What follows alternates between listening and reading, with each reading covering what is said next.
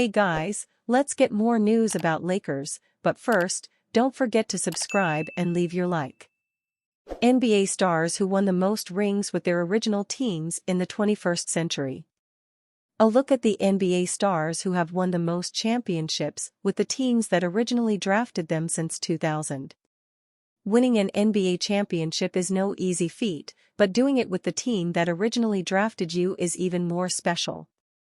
Since the turn of the century, several All-Stars have not only led their teams to glory but have done so while staying loyal to the franchise that believed in them from the start. From iconic figures like Kobe Bryant, who spent his entire career with the Los Angeles Lakers, to modern stars like Stephen Curry, who transformed the Golden State Warriors into a dynasty, these players have cemented their legacies by bringing home multiple titles. Let's dive into the list of NBA players who have achieved the most championships with their original teams in this century.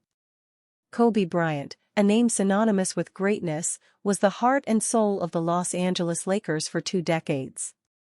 Drafted 13th overall in 1996 by the Charlotte Hornets and immediately traded to the Lakers, Kobe quickly made his mark in the NBA. Known for his relentless work ethic and Mamba mentality, Kobe led the Lakers to 5 NBA championships, cementing his legacy as one of the greatest players in the history of the sport. Kobe's first 3 championships came in the early 2000s, 2000, 2001, 2002, as part of a dynamic duo with Shaquille O'Neal. During these years, Bryant averaged 28.5 points, 5.9 rebounds, and 5.1 assists per game in the playoffs, showcasing his all-around game and clutch performances. This period saw the Lakers dominate the league, thanks to Kobe's scoring prowess and Shaq's dominance in the paint. The duo's chemistry on the court was undeniable, and their ability to perform in clutch moments made them nearly unbeatable during their championship runs. After a brief period of rebuilding and a roster overhaul, Kobe led the Lakers to 2 more championships in 2009 and 2010. These titles were particularly significant as they showcased Kobe's ability to carry the team on his own, especially in the 2010 finals against the Boston Celtics, where he was named Finals MVP.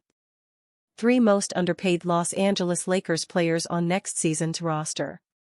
The Los Angeles Lakers are in a unique position when it comes to roster construction and salary cap navigation.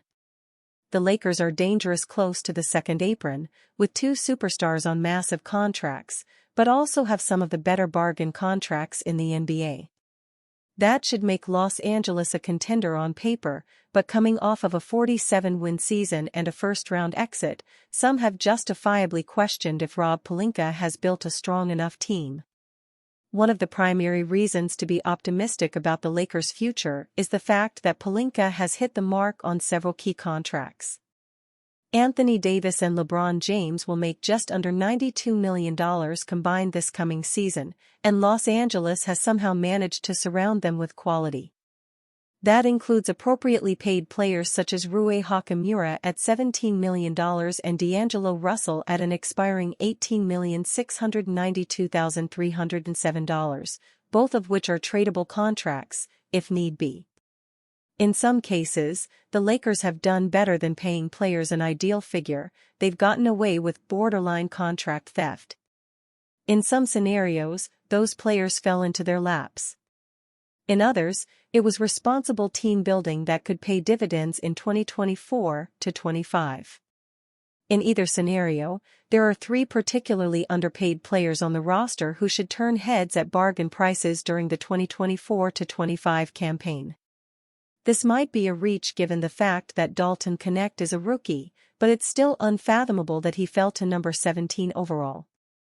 Yes, he's a 23-year-old incoming player, but he's also the reigning SEC Player of the Year and one of the best shooters in the 2024 NBA Draft. Rather than making upwards of $4.5 million as a rookie as the top 10 pick that most projected him to be, Knecht will make just $3,182,600 in 2024 to 25. It's obviously hard to count dollars on a rookie's contract, especially when they haven't yet played an NBA game. The value-to-dollar comparison, however, is undeniable when one considers how much a player with Connect's skill set typically costs. Luke Kennard, for instance, just re-signed with the Memphis Grizzlies on a one-year, $11 million contract to play a similar role to what Connect will be tasked with in 2024-25. Another comparison would be Doug McDermott, who just completed the final season of his three-year, $41.25 million deal. While Kennard and McDermott are spot-up shooters, Connect adds upside as a shot creator and isolation scorer, as well. It's too soon to know what Connect will actually bring to the court, but he's underpaid as a rookie and, in a few short months, could prove that he's underpaid overall. Lakers need to consider summer trade for former Los Angeles lottery pick. Los Angeles Lakers Vice President of Basketball Operations and General Manager Rob Pelinka has made very limited moves during LA's offseason, despite the club clearly needing serious roster churn after a disappointing 5-game first-round playoff exit this spring. For the second straight season, LA was vanquished by the Denver Nuggets in a quick playoff series, only this time the loss happened in the first round, not the Western Conference Finals. The regression should have served as an absolute wake-up call for Pelinka, that his 47-35 roster wasn't good enough to compete for the franchise's 18th league title. With All-NBA frontcourt superstars LeBron James and Anthony Davis having emerged as two of the best players for the Team USA men's basketball club in this summer's Paris Olympics, the team's recent postseason shortcomings look all the more glaring. This roster needs some major personnel changes if it wants to number among the best in the West once again anytime soon. That's why Pelinka needs to do something drastic. Something like, say, trading for a former Mitch Kupchak-era Lakers NBA lottery draft pick, New Orleans Pelicans combo forward Brandon Ingram. Ingram has suited up alongside LeBron James before, briefly, during the latter's first year in LA. He was flipped to the Pelicans as part of the club's package to acquire Davis that summer. At the time, the move worked. Los Angeles went on to win that very next season, behind a defensive-oriented club that made the most out of James and Davis. The Lakers have cycled through 2 head coaches and dozens of teammates since then. To acquire Ingram, Pelinka will probably need to sacrifice both of his team's 2 tradable impending first-round draft picks. Things could get a bit sticky when it comes to veteran contracts. The Pelicans need some playmaking guard help, so starting LA point guard D'Angelo Russell could actually be an appealing option. But Russell on his own is not going to be enough in a deal for the $36.1 million contract of Ingram.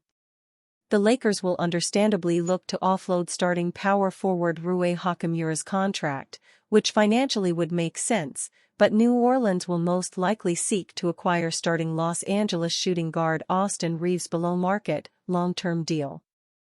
Perhaps adding a future pick swap could sweeten the pot and convince Pelicans team president David Griffin to accept Hachimura instead of Reeves.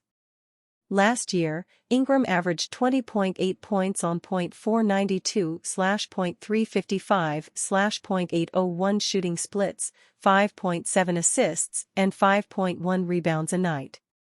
Though he's not much of a defender, his abilities as a ball handler and 3-level scorer would be a welcome addition to a team starving for another versatile scoring option beyond James.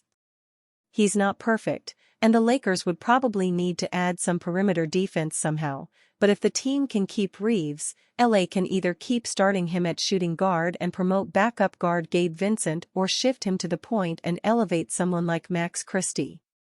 And you fan? What do you think of the situation of Brandon Ingram?